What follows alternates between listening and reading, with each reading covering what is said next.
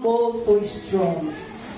Amen? Amen. At kailangan ko ng mga humble na person ngayon. Amen. At honest sa harapan ng Panginoon. Honest na nagkakamali sila. Honest na nagkukulang sa harapan ng Panginoon. Amen? Amen. Lahat tayo may pagkukulang, mga kapatid. At hindi inaantay ng Panginoon na maging perfecto tayo bago tayo lumapit sa Kanya. Amen. Kasi in human efforts, hindi talaga tayo magiging perfecto. Amen? Kailangan natin ng Diyos. And there's so many people, mga kapatid, that admire at pasensya na kung gagamitin ko ang sarili ko na maraming taong nagsabi na ganito, ganyan, ang bait, wow! Pero hallelujah, sa loob-loob ko, ayun na mga kapatid.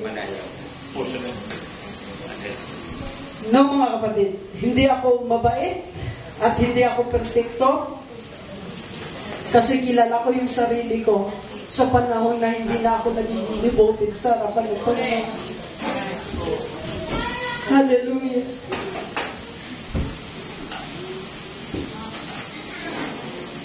At kilala ko yung sarili ko sa panahon na hindi na ako nagpe-praise sa Panginoon.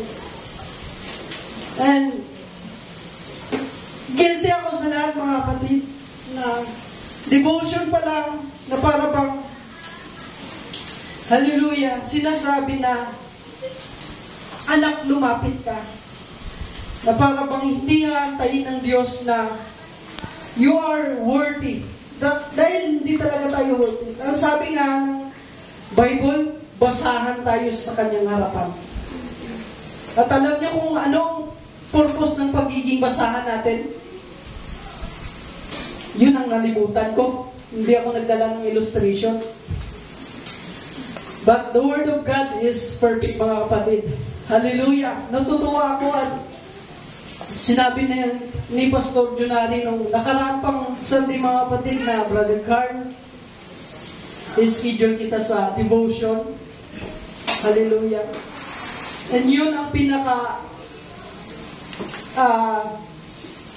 guilt na sa akin puso, mga kapatid, na para bang, Lord, okay na ako dito sa pagiging usher. Amen? Marami akong nagawang hindi tama sa iyong harapan, Panginoon. Pero bakit ako pa? Amen? Kaya tama ngayon, sabi ng salita ng Panginoon, hallelujah, na walang kapangyarihan ng kaaway para sa plano ng Diyos sa buhay mo at sa akin. Amen? At ito ang aking key verse, mga kapatid, sa umagang ito, sa Genesis chapter 28, verse 15. Hallelujah! At sinasabi dito, at narito, ako'y sumasa iyo, at iingatan kita saan ka man pumaroon, at pababalikin kita sa lupang ito, sapagkat hindi kita iiwan hanggang hindi ko magawa ang sinasalita ko sa iyo. Hallelujah. And that's the power of God, mga kapatid. Amen. At tayong lahat dito, mga kapatid, produkto lang tayo ng grace ng Lord. Amen. Hallelujah. Praise God.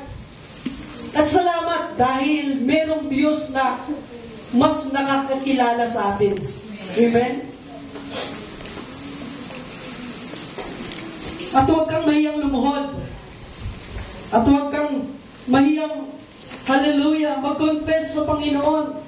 Dahil siya lang ang pwedeng makapagsabi na, you are worthy. Amen? Walang iba.